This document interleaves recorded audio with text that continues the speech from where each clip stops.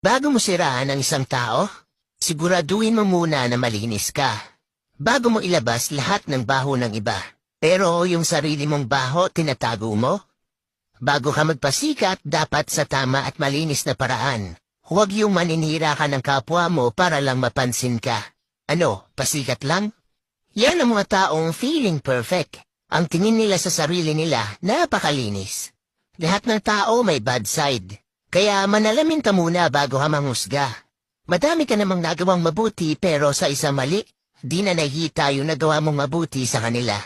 Ganon talaga yung mga taong kulang sa pansin. Kahit mali sa mata nyo at labag sa paniniwala nyo, wala pa rin kayong karapatan manghusga ng kahit sino. Hindi nyo alam kung ano ang pinagdaraanan sa buhay ng bawat tao. Lahat tayo ay nagkakamali. Bas hindi ka aya-ayang tignan ang mga taong nagmamalinis.